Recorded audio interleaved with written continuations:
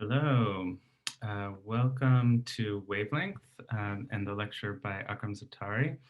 My name is Noah Simblist. I'm the chair of the Painting and Printmaking Department here at VCUarts in Richmond. Wavelength is a lecture series that's a collaboration between VCUarts in Richmond and VCUarts in Doha, and also the ICA at VCU. I want to thank my colleagues, Isabel St. Louis and VCUarts in Doha, and also Stephanie Smith, who is the former chief curator of the ICA for co-organizing this series. And also thanks to Becky and Grayson for the production help today. And finally to Aisa Dibi, who will be running a seminar together with Akram and his students at VCUarts in Doha later this week. One note is that the following lecture that was supposed to be with Mohammed Barisa has been postponed, and the new date is going to be April 27th. So please check our social media and website just for more information about that. So I'm very excited to introduce Akram Zaatari today. I first met Akram when I was working on my dissertation about the ways that contemporary artists in the Middle East address history. Akram was part of a post-war generation of artists in Lebanon who were deeply impacted by the legacies of the Civil War and thus questions around archives and memory. One particular project that I focused on was his work, Letter to a Refusing Pilot, which was featured in the Lebanon Pavilion at the 55th Venice Biennale in 2013. I was lucky enough to see the work in Venice and then met Akram in Beirut, where he was incredibly generous and really kind to share with me the process of making this film. This work is centered around the story of an Israeli Air Force pilot who refuses to bomb a school in South Lebanon in 1982. And after meeting Akram in Beirut, I then found the pilot and met with him in his home in Jaffa, where he explained to me what happened to lead to his refusal. I hope that no one from the Lebanese or Israeli security services are listening to this, because it could make some visiting these places difficult in the future, but I'm looking forward to a seminar where Akram will discuss this and other works with students in Richmond later this week. Akram's practice involves collecting, archiving, and researching photographic practices in the Middle East. His work touches on borders, architecture, and the ways in which media is used for power, resistance, and memory. His work has been shown internationally at venues such as Documenta 13, the Centre Pompidou in Paris, the Guggenheim Museum in New York, the Hammer Museum in LA, MACBA in Barcelona, Museum of Modern Art in New York, the Sharjah Art Foundation, Tate Modern, Video Brazil, and Sao Paulo. He works with Sversemra Gallery in Beirut and Manzuto in Mexico City, and many, many other venues. After Akram's lecture, there'll be a Q&A, so please use the Q&A function in Zoom to ask your questions either during or after the lecture. And you're also welcome to use the chat function to communicate with other members of the audience. So please join me in welcoming Akram Zaatari.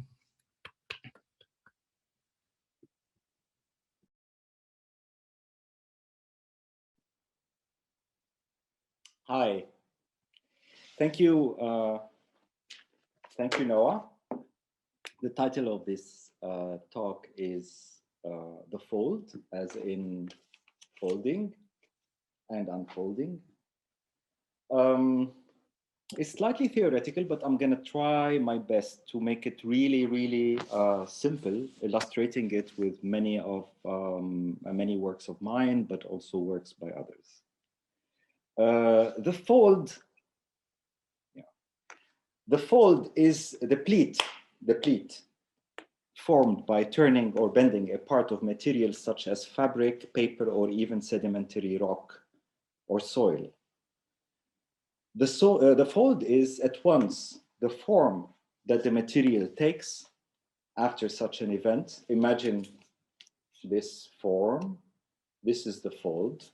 So the fold, the term, is at once the form that the material takes after such an event, and also the trace that is left on the material, the crease that marks the location of turning or pressing. In Arabic is the athania, the plural of which would be athanaya. So when you open this, you see traces of the fold, and these are folds. We call them folds as well.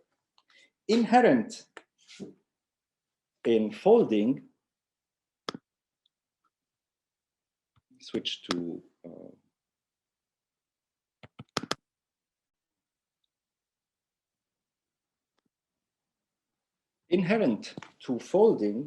inherent in folding is that the material turns, hence occupies or engages with space around it. So if it's a flat paper, it will turn, and it will turn in a three-dimensional way to become something else. Hence, it occupies or engages with space around it. Folding is a basic step in creating a three-dimensional form. A ribbon becomes a flower. A sheet of paper becomes a box. The fold turns material in such a way as to cover parts with other parts, changing its original form. When the fold is accidental or natural, as with aging matter, or in geological shifts, for example, or in reaction to climatic conditions, the material undergoes a permanent deformation, the end of which is unpredictable.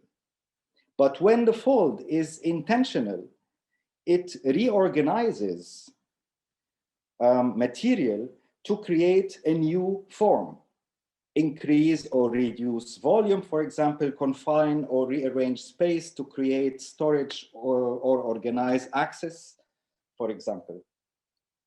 When intentional, the fold is a creative action involving prescripted steps and sometimes requiring a considerable level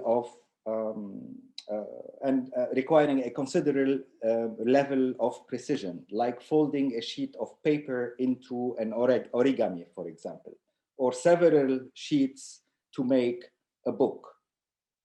So the fold is a form of narration. Folding is a selective process. It sacrifices parts for a purpose. It conceals some parts and highlights others, like folding clothes to store them on a shelf or fit them into a container of specific dimensions. It is like folding a sheet of paper into an airplane so that it can travel through air. The fold is a kind of edit made for a purpose. Folding is the simplest way. Folding is the simplest way to enclose space, to conceive of space within folds. Imagine this corner and that corner. You put them next to one another. Therefore, you can frame me. So you delimit space. So it is a conceiving space within folds. The fold line, the line of the fold is an edge. We're talking about this edge. You can see it. It both demarcates and structures space. Thus, folding is the simplest way to form a structure. So we're talking about simple folding that at once define a space, but at the same time acts as the structure of that space. Because without these lines, the paper cannot stand alone. If you open it and place it like this, it will fall. It needs to have an angle in order for it to stand like that. Anyway. Now, unfolding. We know what folding is. What is unfolding? So if we folded this to become into a triangle, unfolding it is opening it up, reversing the steps until the paper is unfolded. Unfolding is undoing, is deconstructing, is dismantling, turning material back into its original form. The creases in an unfolded paper contain its history and, in a way, save it from amnesia. No matter how we take this paper and iron it, it will still show this cross. This is why if you have a photographic artwork that has been folded, it makes you really upset. This is why envelopes made for photographs clearly mention do not fold. So this line saves the material from amnesia, from forgetting. The history of material inscribes itself in the form of creases. When unfolded, material would testify that history has already inscribed itself onto it through the fold. To unfold is not the opposite of to fold. Maybe it's the reverse, but it's not the opposite. It's the reverse of the gesture, yes. So to unfold is not the opposite of to fold, but an extension of it, essential in identifying its morphology and structure. Deleuze writes, the unfold column, certainly not the opposite of the fold, nor its effacement, but the continuation of the extension of its act, the condition of its manifestation. When the fold ceases to be represented and becomes a method, an operation, an act, the unfold becomes the result of the act, which is expressed in precisely that way. The fold or the pleat in French is le pli, الطوية in Arabic, as the result of a fold and unfold is the memory of material. I'm gonna explain it in a very simple way, maybe vulgar for a Deleuzian, but anyway, if you take that paper, square, fold it to become a triangle, therefore, you're folding it for a purpose. So this is an act. This is one of the steps. My grandfather taught me this technique to make something really nice. So you take it like this and do a quarter of a circle. And then turn it the other way and do also a quarter of a circle. You don't finish the quarter because otherwise you will cut the corner. Don't do it. And keep on doing this. So keep on doing this until you reach here. What you will end up with is this form. If you open it, unfold it, what you will have is beautiful decoration. You will end up, this is how you make some kind of Christmas decoration, if you want. So what you will end up having is a square that is punctured several, of course you can make it, but maybe you need a laser cutter if you want to do it the proper way, not manually. What you will end up is having something that is like that. What do you do with this? You see, this is the decoration I'm talking about. If you'd have tens of those, you stitch them tip to tip, back to back, and you'll end up having something beautiful for kids at home. So this is, I'm trying to explain why unfolding is not the reverse. When you design, you fold aiming to unfold later. Like you wrap a fish with parchment paper, not because you are burying it forever. You want to preserve the liquids in it, and you put it in the oven, and then when you take it, you unwrap it and you enjoy it. So the fold or pleat as a result of a fold and unfold is the memory of material, but it is also design. This is creation. Within archival practice, the fold's primary function is to contain and provide efficient access when needed. The folder, therefore, we all know these yellow folders that you can write on top what's in it. The folder is a container, and also in digitally, the icon of which was simulated digitally. The folder is a container of disparate folded items brought together for a reason. Like a tag they may share, you put in them folders that are organized either thematically or for a purpose. So a tag that they may share, a size, a time period, etc. The folder, quote unquote, is a byproduct of an archival practice, which is in itself a branch of library science. A folder has both a structural function in a larger archive and a narrative one as a binder of content. It organizes items within its folds thematically, alphabetically, or temporally, for example. But a folder also preserves the separate identity of each item within it and preserves the possibility of reorganizing items over and over within the same folder or migrating those items to different folders to follow a different order.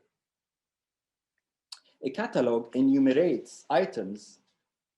So if a folder is like a basket in which you put things that you want to see as similar, what is a catalog? A catalog enumerates items and arranges them following a system of classification.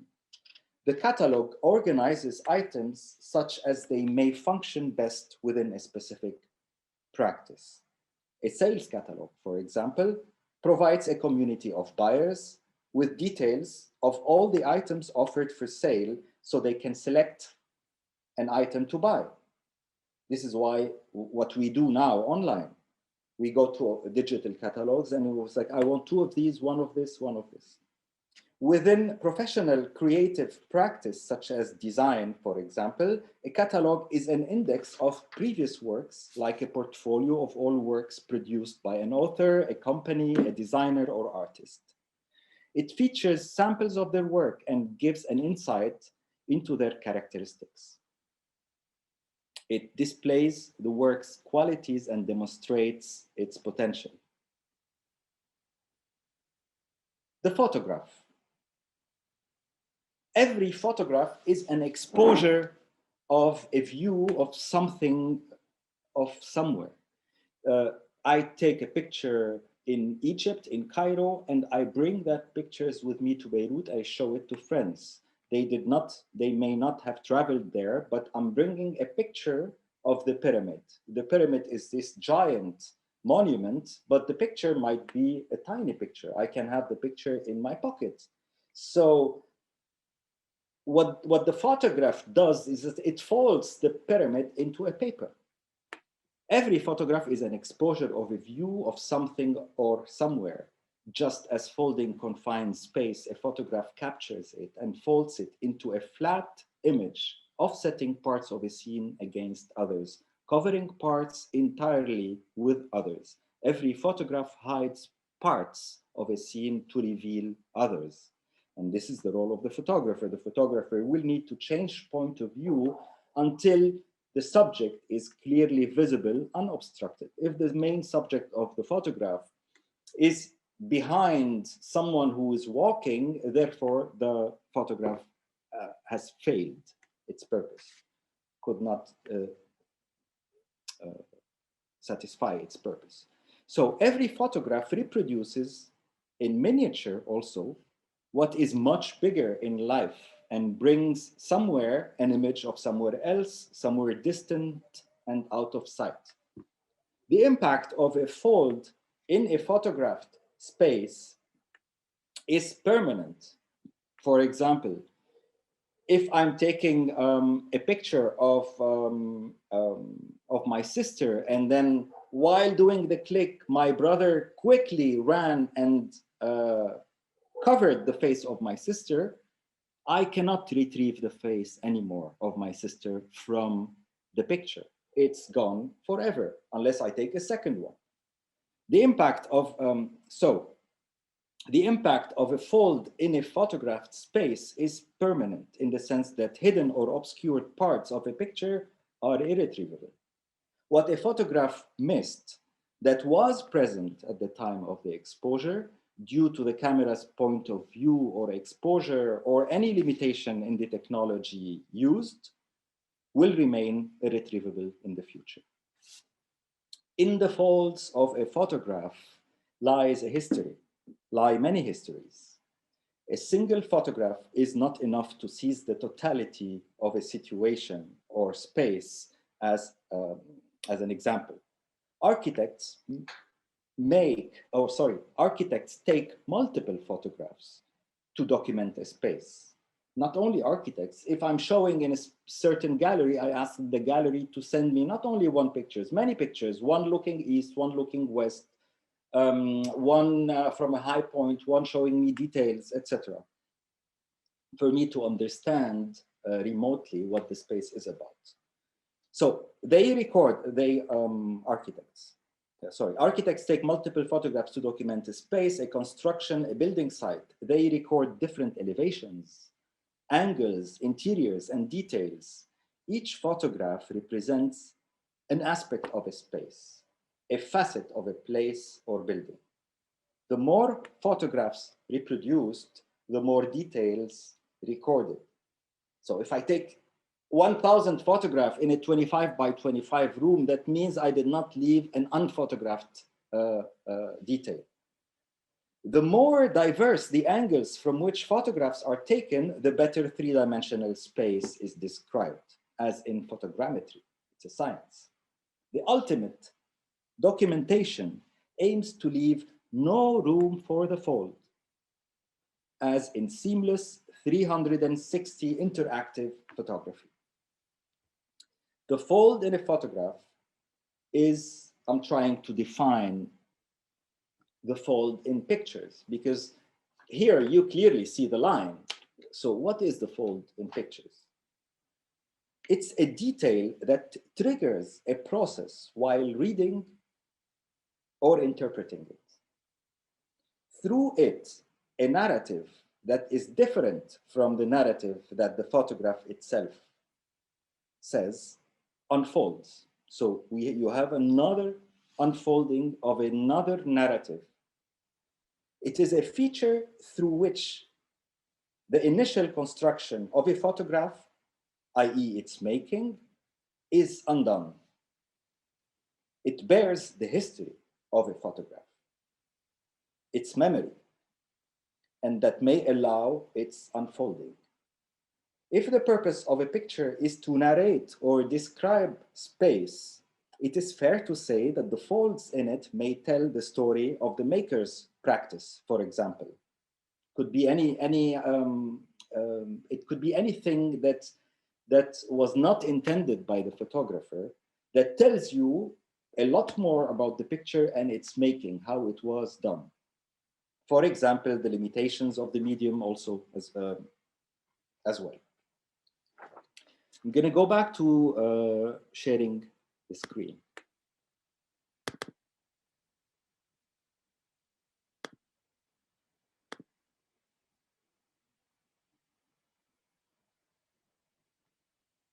Let's look at this picture. This is something, this idea or that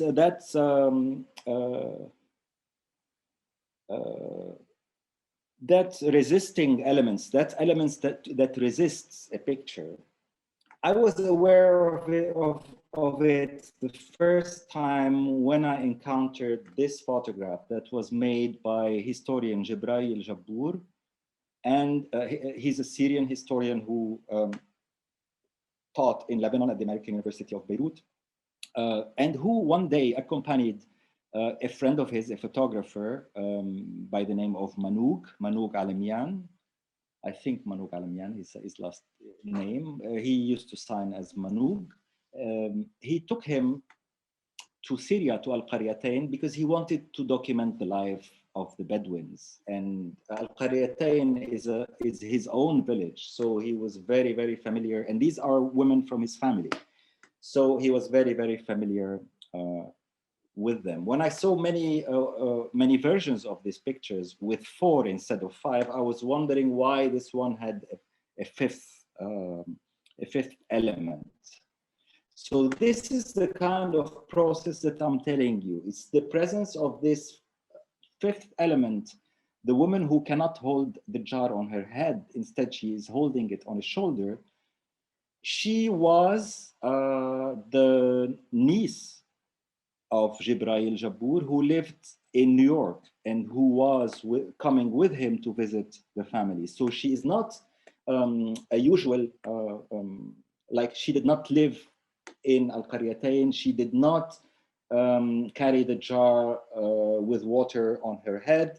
But here she was, they dressed her up with similar clothes and they gave her a jar just to make fun. So it's just to play with scenography, let's say. So for me, this is a fold in the picture. It tells us how it was fabricated. And it's clear that you can still see it. I'm going to move to another example. When rangefinders were created in the, I don't remember when, I was not born, but I think it's 30s or 40s. Rangefinders are cameras that looked not through the lens. So you need to look on the side in a different viewfinder in order to see what's happening. But anyway, this is a viewfinder and the guy is, as you see, he's trying to take a picture of him in the mirror. But the thing is that, like, when you have the camera on your eye, when you look through the camera, that means you are hiding your face, and it defies the purpose. He wants to take a self-portrait, to do a self-portrait. So what did he decide to do? He decided to bring the camera down and take a picture of the mirror. That means he is not looking anymore in the viewfinder. And the cost of such a gesture is that his head was cut out of the frame. So when you see this, and you realize, you know that it cannot be intentional, you ask yourself, what is the story with this photograph? It's obviously that the guy is doing this because you can see the mirror. So the fact that his head is cut makes you realize the problem in the picture. Actually, this is what happens. I'm gonna stop sharing because I want to show you the gesture. When you are taking a picture long time ago, and there is a button here that you want to press, people were not used to pressing the button without moving the camera down. So the gesture is like this, tick, tick, tick. And when you do this, you incline the camera and you will not, the camera will miss the top part.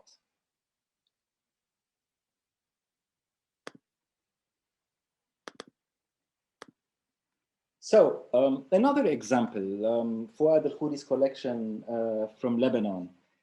This is also has to do with rangefinders. Rangefinders, when you don't look through the lens, when you look in a separate square that simulates the subject that you are framing, you need to be trained to know exactly how your camera viewer behaves, because very often there's a part either on the right or on the left that is missing. Why is it so? Because it's hard to get the full precision in between two finders, and in this case they get an awkward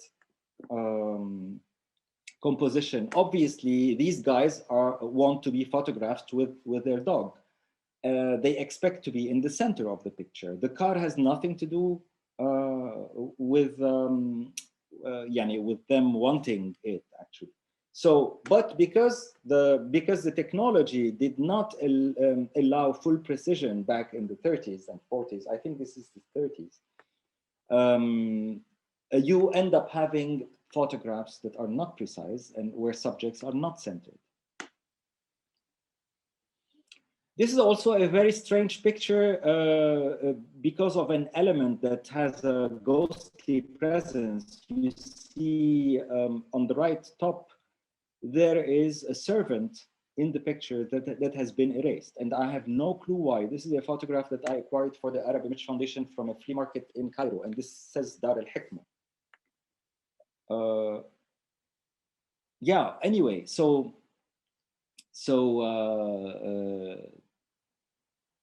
instead of erasing it, actually the presence of this absence is being highlighted, and it makes you wonder why and what did this person do. So the author decided to remove the servant completely from the picture.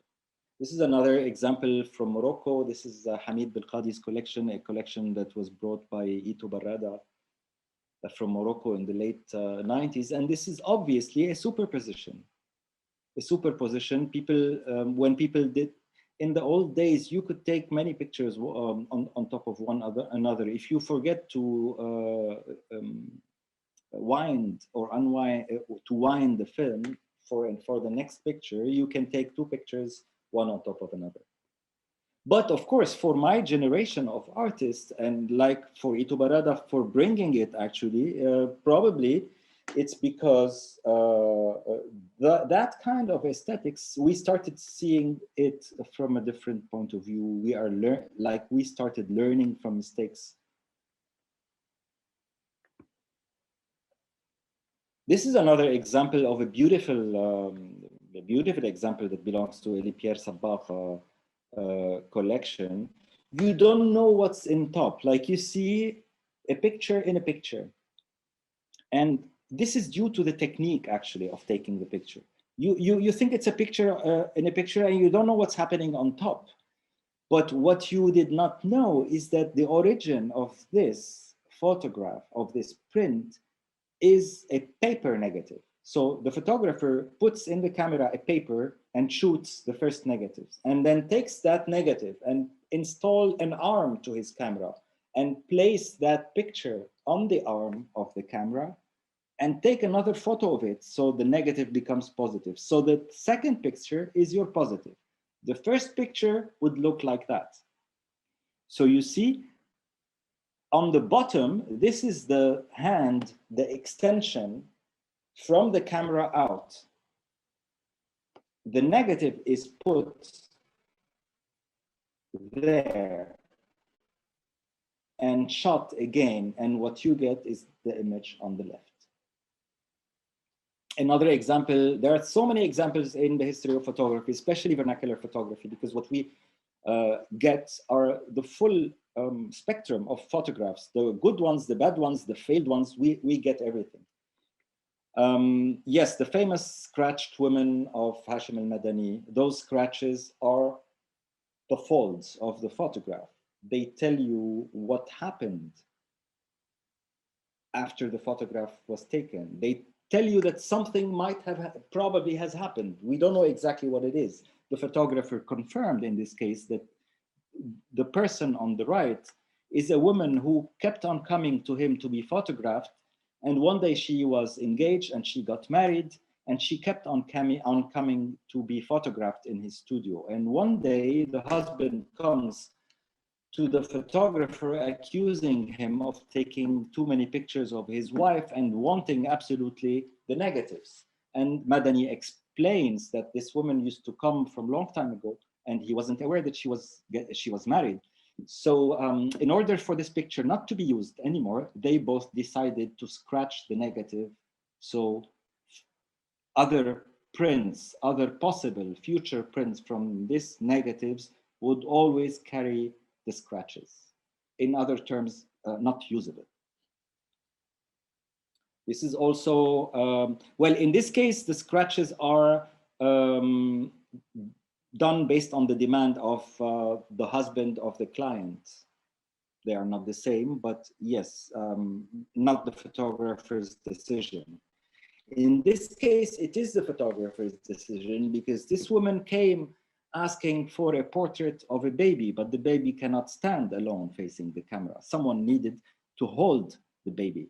And his mom held the baby, but the photographer needed to scratch her out from the negative completely. And this scratching is, so her face is not retrievable anymore after it's being scratched out. So this as well, the fact that you have the whole negative with the square showing the frame of the, framing the baby's face, and with the features of the woman erased, this makes you wonder what this picture is about. And therefore you know that this baby that you see on the right was not alone standing in front of the camera.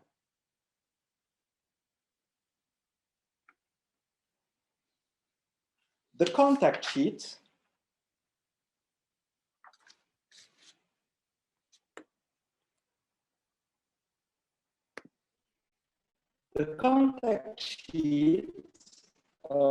is an entire numbered sequence that lists visually all the photographs taken by the photographer in a given space or location during a specific work session, or those exposed on a single roll of film. A contact sheet is to a single photograph what a folder is to an item in it. So the contact sheet, they call it contact sheets because in the old days with analog photography, the film needed to be placed on a paper with a glass. So therefore the film is in contact with the print, with the paper. And therefore, when everything is exposed, you get photographs that are exactly the same size of the negatives. But today with digital photography, you can simulate a contact sheet. It's not really a contact sheet. It's a sheet that has icons, the full list of icons organized by date, I think, mostly. A contact sheet is indifferent to the quality of the photographs in it.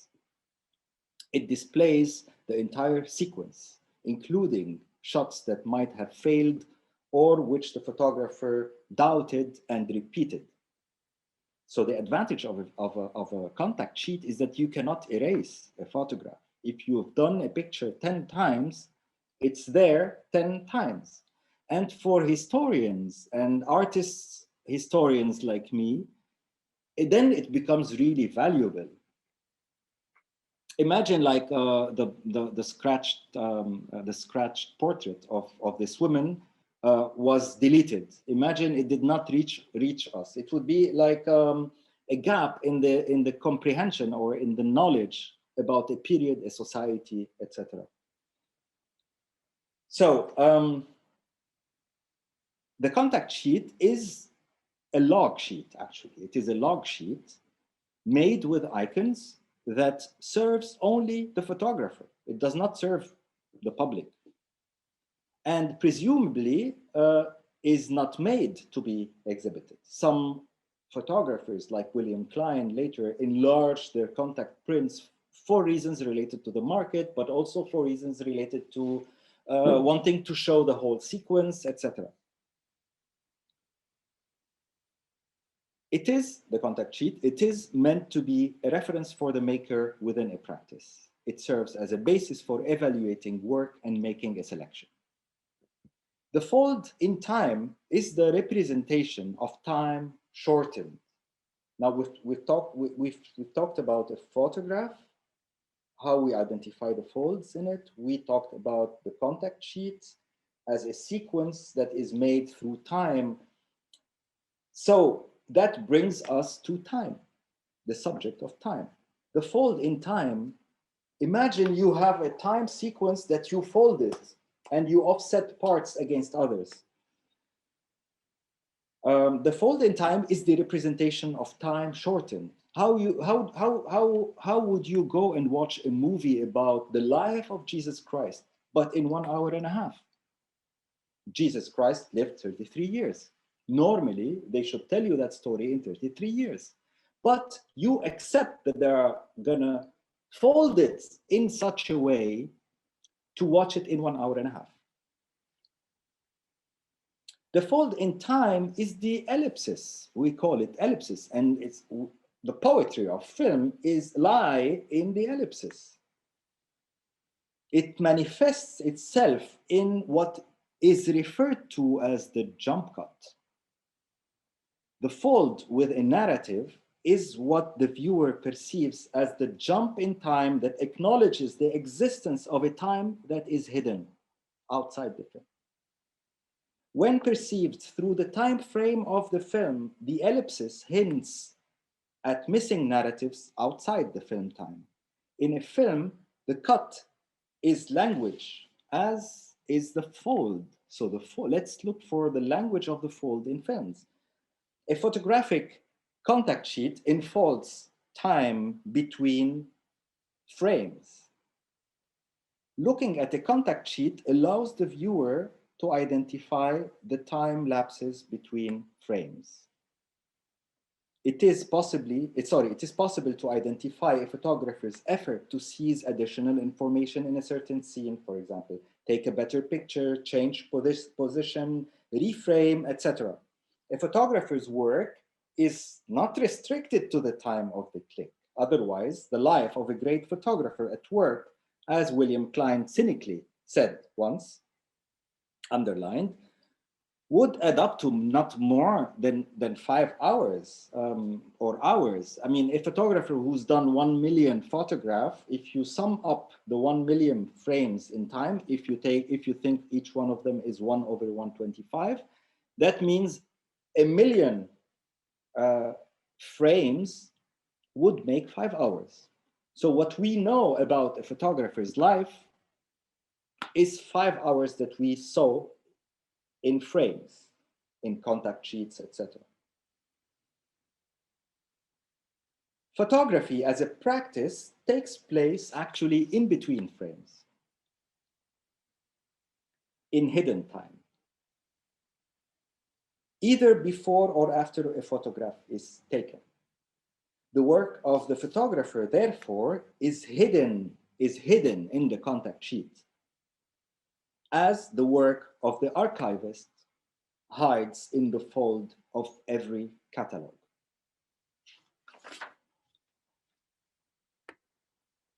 We'll go back to screen sharing.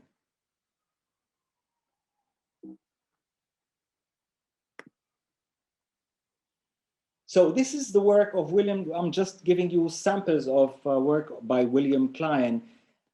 Contact sheet on the left, and how an editorial desk or the photographer would or may treat it by highlighting in different colors certain frames.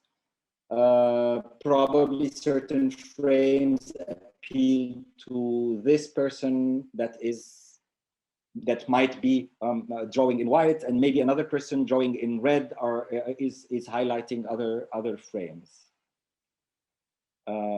On the right hand, sorry, on the left is not William Klein. On the right is William Klein, and see how he decided to push that look into painting. So he started painting on his contact sheets and present them as artworks. That's also William Klein. But those were blown up way beyond the size of a contact print, way beyond the size of the original negative. So they became paintings. Hashim al-Madani's funny situation when his flash did not work. This is a contact sheets that I reconstructed. I'm going to show you frame by frame. He's trying to take pictures of these two guys, but obviously the flash is not lighting. This is the purpose why he repeated them. And then you see a picture of the floor, but obviously properly exposed and well lit. So what the photographer did is that he took one picture, the flash didn't blink. He did a second one, the flash didn't. He did a third one, the flash didn't. Therefore, he wanted to resolve it without asking the people to pause, and then he did something to the flash and clicked one frame while directing the camera at the floor, and he saw that it worked. So he did another picture. You see the picture on the corner, it's a perfect picture. The flash is good, everything is good. They wanted to take another photograph. Then the flash again did not work. He oriented the camera to the floor, and then the flash worked.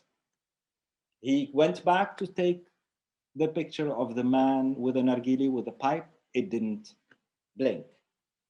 He did another one, it did blink. Another one, it did blink. And therefore, he decides to take out the film, the roll from his camera, and fix the flash and bring back the film into the camera. But when you do this, it's hard to bring the film precisely to where it was exactly. So you are likely to get overlaps. And this is what he got in this picture. So I'm telling you about elements that you want. When you look at the picture, sometimes one element makes you wonder, why is it like this? It's not common. And it's this thing that I'm calling the fold or a fold. In every picture, there are many, probably many folds. Anyway, another picture, then another picture of a floor, and then a picture, a picture, a picture, a picture. So with an entire film, he could only get 4 photographs with a flash that blinks. And as a tribute to this technical failure, I made a work only with the 3 photographs of floors.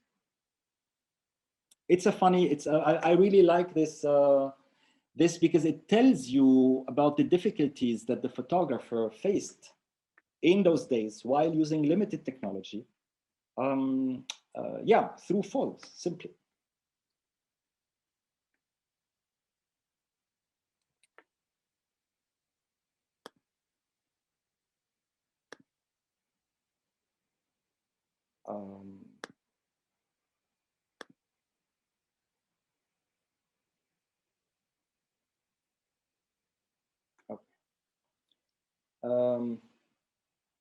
In November 2018, the National Insurance Corporation building in Mosul, which Iraqi architect Rifat Chaderji built in Mosul in 1966, was demolished by Iraqi authorities. That distinguished modern landmark was occupied by ISIS between 2014 and 2016, and was often used for the execution of young men accused of homosexuality. Those were thrown off the roof. In October 2016, an international coalition started an offensive to push ISIS out of Mosul. Upon its liberation in July 2017, the NIC building, which stands for National Insurance Corporation, was already largely damaged. The destruction of the NIC building triggered questions such as, do we keep it as a ruin, as a monument for those who were killed there, or do we destroy it completely and therefore close a dark chapter of Mosul's recent history? The darkness that expressed itself under ISIS surpasses art, surpasses architecture and their histories. Although the basics of building come from a need to shelter, architecture, especially in the case of public buildings, often becomes emblematic of values beyond basics.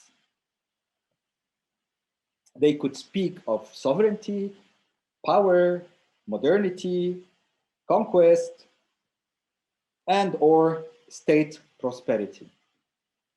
For a building that carries in its folds nuanced reflection on modernity, on building technology and regional traits, to be turned into a monument for death and terror testifies to the unsound underpinnings of modernity as experienced in Iraq, but also Syria, Lebanon, and many other places in the Middle East. Chaderji's life and practice reflect a truly hysterical world. From an accelerated building career,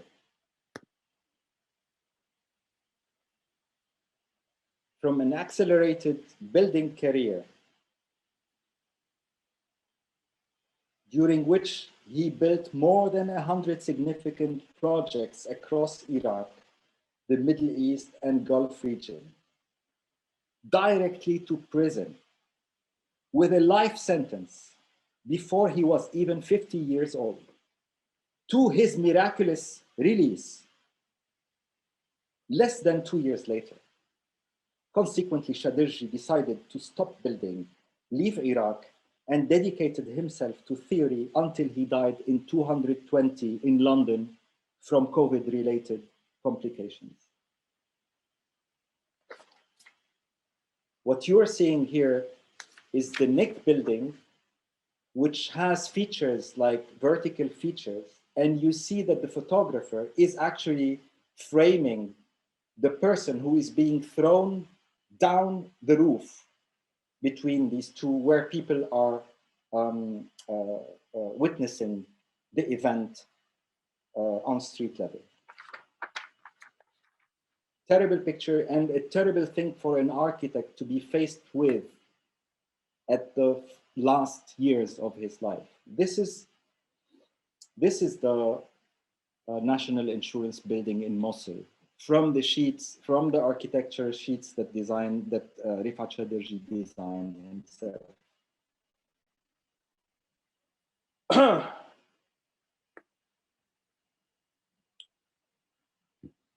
In March 2012, Rifat Shadirji deposited his photographic archive at the Arab Image Foundation in Beirut, hoping to digitize it and gradually annotate it.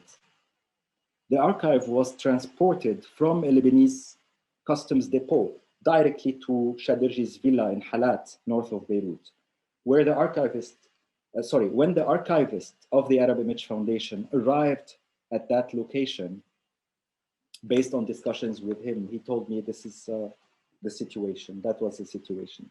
The material was in some disorder, but three parts could still be distinguished. The first was the photographic work of Kamel Shadirji, Rifat's father, a significant figure in Iraq's political and social history, and a good photographer too, by the way. The second was the photographic documentation of Rifat's architecture projects, including the sheets dedicated to each one of them, like the sheets that I just showed you. Although the sheets were mixed up, they were carefully numbered and marked up. They looked as if they were made to produce a catalogue raisonné of Rifat's architecture. The third part of that archive consisted of Rifat's own photographic work, consisting of prints organized thematically in albums depicting various aspects of life in Iraq. For him, they are like reflections on a changing place and people going through major urban societal shifts. Shadirji's architecture sheets are the most intriguing. I'm gonna go back to them. They're really a beautiful body of work for the reasons that I will mention.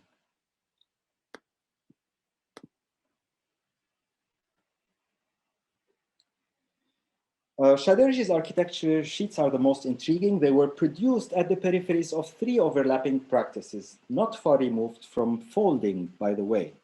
One is architecture, two is photography, and three is library science. We have spoken about space limitations, how you make space by folding a piece of paper. We talked about folding in photography and in folders, creating folders and placing sheets inside them. So the sheets consist of white A4 sheets on which small photographic prints documenting Shadirji's architecture were carefully pasted and numbered. So they are some kind of contact sheets or contact prints, but made selectively. So from time to time, they would include photographic reproductions of drawings or models, but in most cases, they present photographs of built projects in Iraq or other Arab states. When they arrived at the Arab Image Foundations, the sheet had been already in gelatin sleeves, often paired with the negatives that contain the images. Several sheets are dedicated to each project, totaling just under 300. Some of them appear to have been produced with more care than others, which suggests that different persons with different levels of care might have done the job. Some annotations are scrolled but have been typed out or rewritten neatly at the top of the sheet. Notes written in Arabic in a sketchy manner, such as clients' names, for example, are also retranscribed properly in English at the top of the sheet. So they look like drafts also. It looks as if Shaderji has been through them and identified projects, pointed out mistakes, and returned the sheets to an assistant. There is an interesting staggering of times in those documents. It is obvious that the production across these three practices, architecture, photography, and cataloging, did not happen in parallel, did not happen at the same time. Some projects were documented while underway, others only once completed, and sometimes much later when time permitted. Shaderji himself documented his projects whenever he had time. When asked about when and where was the catalog being produced, Shaderji confirmed to me that it was made in London in the 1990s, more than 10 years after he left Iraq and stopped building. The desire to catalog Shaderji's work or the making of his building index was triggered by the sudden and violent interruption of a practice in 1997 in what might look like a Kafkaesque project.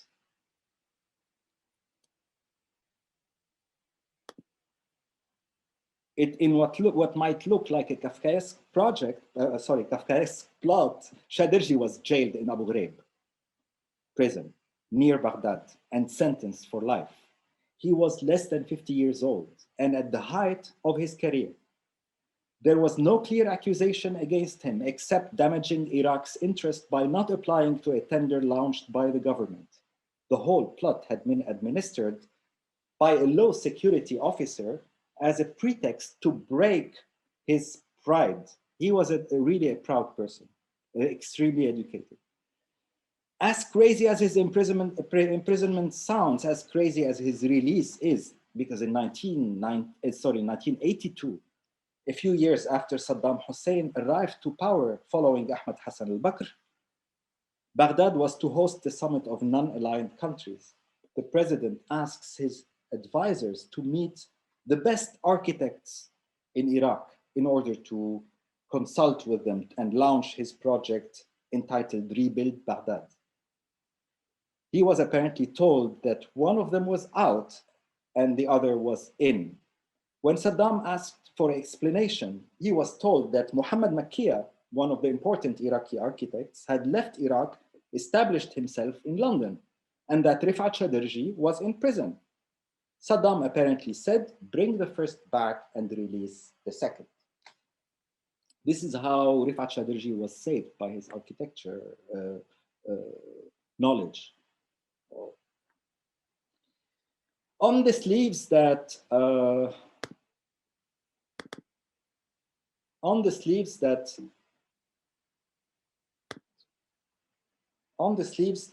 house Shaderji's architecture sheets, many circular color tags point at specific area. You are seeing them, I'm sure. They sometimes point at specific frames. Do they flag those selected to be enlarged, as is typical with contact sheets, like what we saw with William Klein, for example? Do they depict a selection for a publication or a second reproduction or a reprint for a client, or maybe hint at other kind of transactions? This is partly how a catalog is used within a practice normally. You open the catalog, you leave notes, so you come back to the catalog, or you leave notes and give it to your assistants to implement your request. The circumstances in which Shaderji packed his belongings, including the archive of his photographic negatives, left Baghdad and gradually closed his office in the 80s, dedicating himself from then on to theory, writing, teaching, and cataloging his former architectural practice, must have changed something in his photographs. From then on, they served as a catalog of a discontinued practice and illustrated his writings.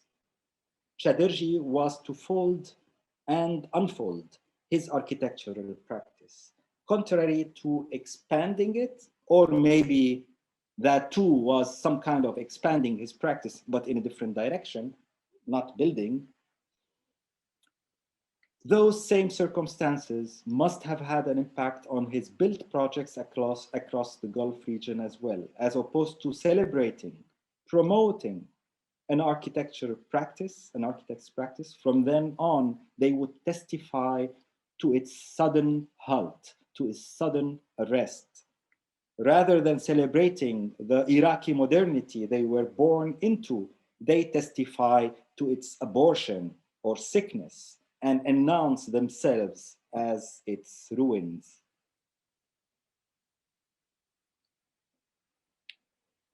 For the outsider, aware that these architecture sheets were produced in exile after the permanent suspension of a practice, these tags can only point at a desire that hides in the fold. And because some of these sheets might have been misplaced from their sleeves before reaching the Arab Image Foundation in Beirut, and might have occupied other sleeves with tags intended to refer to other photographs on other sheets, sometimes these color tags point at a blank space, like what you see in the sheet on the right. They point at a blank space and sometimes fall halfway between pictures. Most often, they point at obviously good pictures with a red, green, or yellow tag. But when the sleeve clearly does not belong to the sheet it enfolds, the tags on it reflect a desire that has been lost in the fold. In December 2016, Rifat Chaderji breached the deposit contract with the Arab Image Foundation and donated his archive to the Aga Khan Documentation Center at MIT.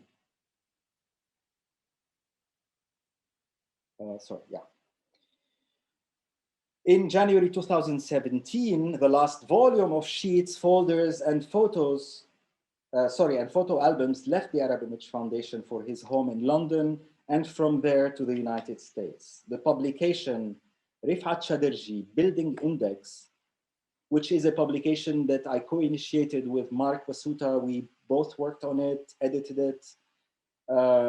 It's a publication that was published by the Arab Image Foundation and CAF Books. So that publication and the text that I'm reading started or was initiated as an introduction to that publication.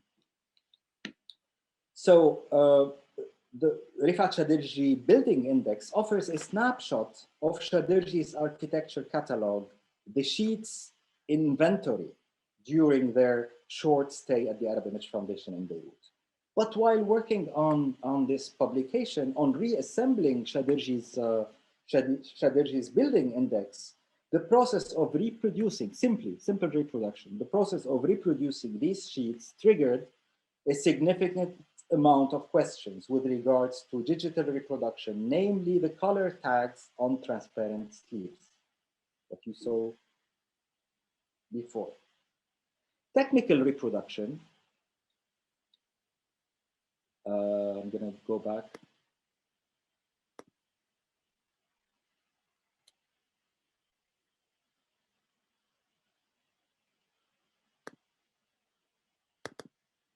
Technical reproduction would tend not to consider the tags on the sleeves for two reasons. The first is because the tags are not part of the original document.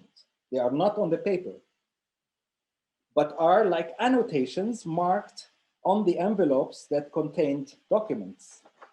The second is because even if sheets were to be reproduced inside transparent sleeves, like documents in their containers, like a picture in its frame, in this case, the cheap sleeves that envelop the sheets would detract from the sharpness of their content, and you will not have sheets that are as nice as what you're seeing. But as an artist also, but is it not possible to reproduce the sheets without the sleeves and place the color tags digitally on the reproductions of the sheets? Such an attempt to digitally reconstruct the effect of tags on sheets would mean to create documents that do not exist. And to engage with such an attempt would be to reinvent new documents in the process of their reproduction. But from the perspective of the fold,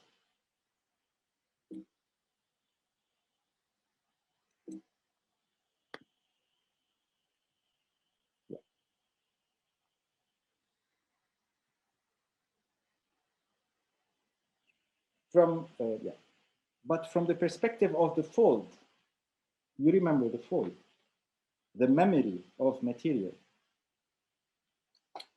To reproduce the sheets without tags, as if certain parts did not attract an architect's attention more than others, as if certain photographs did not reproduce more than others, as if the catalog served a continuing building practice, and as if Shaderji did not leave Iraq and quit that practice 2 years after his release from prison in 1982. So to reproduce the sheets without tags is to deny their history and possibly contradict the reasons behind their making. To reproduce the sheets bare, disconsidering the fact that they have been in the custody of a foundation that witnessed the first works of members like Walid Raad, Ito Barada, and that published the writings of Jalal Toufi, notably on the fate of the referent upon the destruction of tons of Iraqi currency carrying the portrait of Saddam Hussein after the US invasion of Iraq.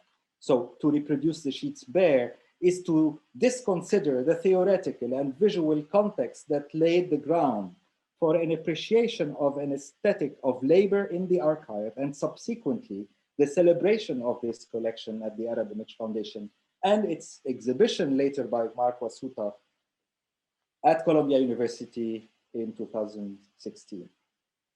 Why am I saying this? It's throughout the history of the Arab Image Foundation, the appreciation of photography gradually evolved away from the appreciation of single images for their composition or for the people depicted in them, towards the appreciation of photographic ensembles like albums or index books or catalogs like the building index of Rifat Shaderji, and more recently to their morphology as composite material and the stories that their custodians and how they reached the Arab Image Foundation.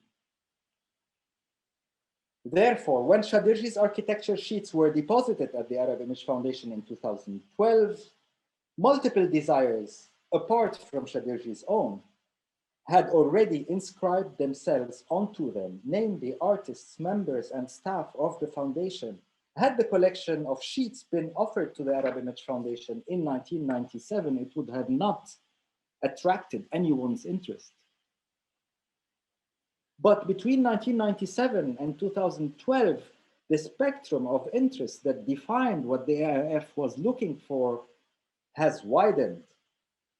Mapping Sitting, a project that I did with Walid Raad, drew the artist community's attention to the importance of acquiring large bodies of work by a single photographer. So you are able to see the folds, the details, the practice, as opposed to sampling their work with a few examples.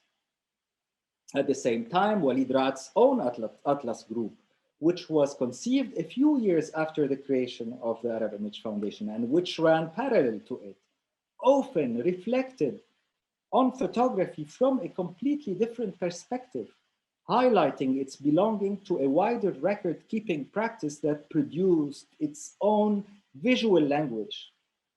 Rad often used scribbles, color tags, and drawings on photographic productions that were given earlier dates. So when the Arab Image Foundation's community encountered for the first time Shadirji's sheet, that community saw in them an aesthetic language and richness they got trained to appreciate through Rad's work. The sheets carried features similar to some of the Atlas Group productions, although they preceded them and were not intended at all as art.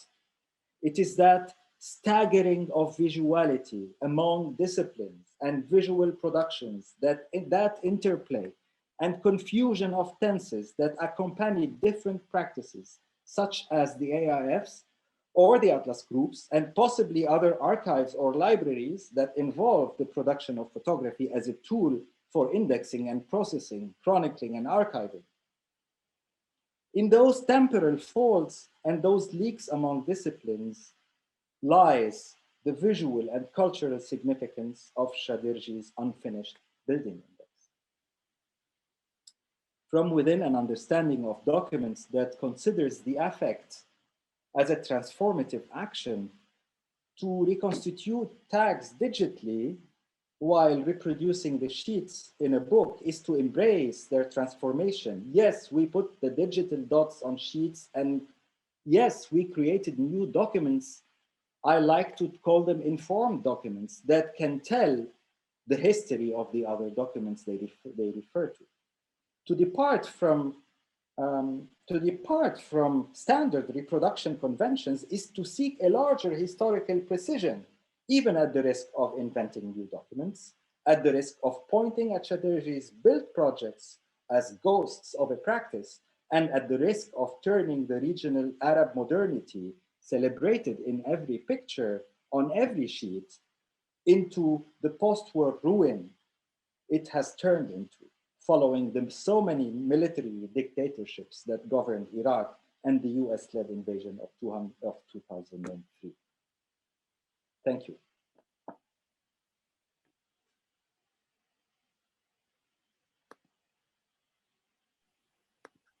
Thank you very much. Thank you, Akram, for a wonderful lecture. I think we have a little bit of time for a few questions. So anyone who is with us, feel free to add them to the Q&A. I think I'm going to start with one that came in from the Q&A that sort of is linking some of the things that you're talking about to questions here in Richmond. So I'm just going to read this. So here in Richmond, Virginia, several Confederate monuments have lined the streets since the late 1800s, and most of which were removed this summer at the insistence of the hands of Black Lives Matter demonstrators. These monuments are now housed in storage, and there are empty pedestals where they used to stand. Thinking about the separation of the monuments and their pedestals as folds or scratched photographs, do you have any reflections on what could become of these monuments and their empty pedestals now? Should the empty pedestals stay empty, get taken down? What is to become of the statues now? Stay in storage, be shown in museums, get melted down? How are histories framed the way photographs are taken in a single instant, cropped and folded, scratched, or erased? I mean, monuments are part of the landscape, whether you like it or not. I'm not fond of monuments. I don't observe them. I don't look at them, but they are there. And when they are removed, it's a more weightful burden because you don't know where to put them, what to do with them. Ideally, make like an anthropological museum that can tell their stories and why they were removed.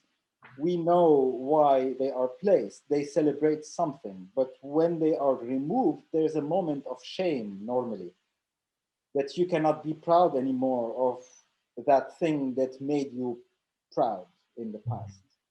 And this is a threshold that societies cross, and it's great to be able to tell these stories. This is writing history. So yeah, I mean, if it's broken, we need to know why it's broken. It needs to go in a register. So if these monuments, if these like outdated monuments go in a retirement museum, maybe. Could be. I mean, this is I'm not in a position to suggest anything, but this is how I think. Sure. I wonder, maybe taking a step back, because this was a lecture that was kind of like a meta lecture in many ways, where you were sort of offering ideas that sort of can offer frameworks to understand your own practice as an artist, but also many of the photographs that you were featuring. And you mentioned the Arab Image Foundation as well, and also like this description of yourself as sort of an artist historian, or a historian that functions as an artist. So for those who are less familiar with your practice, can you say a little bit about your work with the Arab Image Foundation and sort of your history of like working with archives, and how that does or doesn't relate to your practice as an artist? I started in the 90s as a filmmaker and video artist, and I did documentaries that are socially engaged. I did one of the early video art pieces in this region. But towards the end of the 90s, I stopped wanting to change the world. I could see the limits of that, and I started wanting to be able to properly describe the world and give a testimony of my times.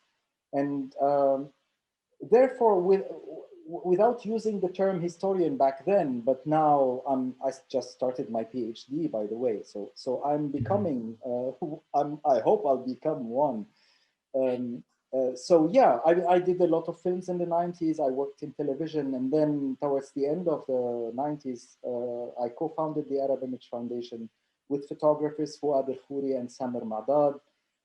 They were practicing photographers. I was not. I was still like that eye that was looking at the whole interface. So we put in place an engine for collecting photographs, and this is how I traveled in this region in the Middle East, bringing photographs from so many places in the world, sampling photographers'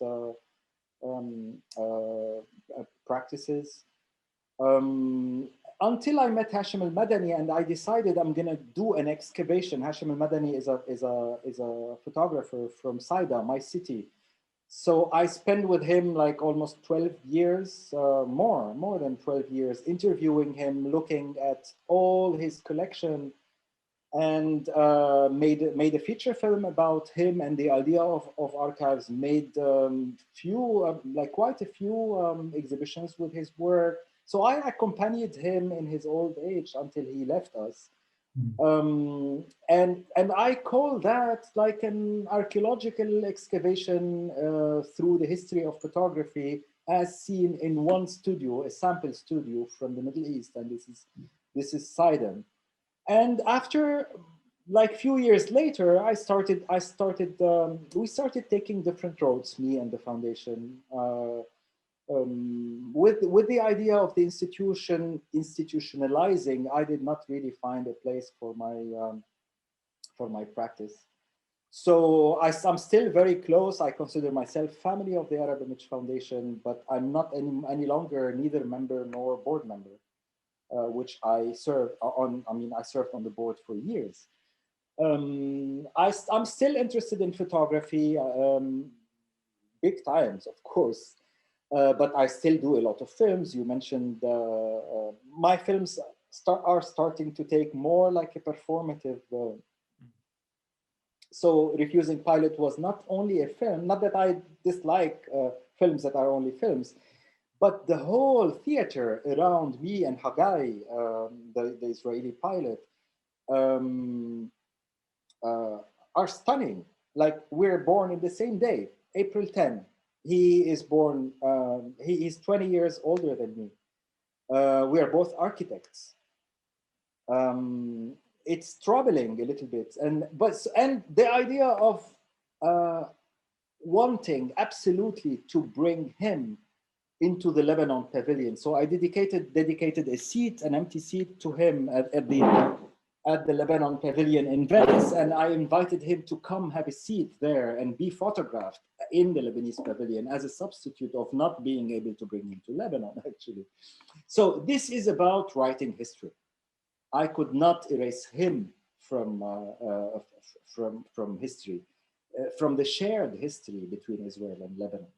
I mean, no matter how these two countries are sealed, there is the moment Israel shells Lebanon or the moment Hezbollah abducts a soldier, they are intervening in that country's history. So it's intertwined, really.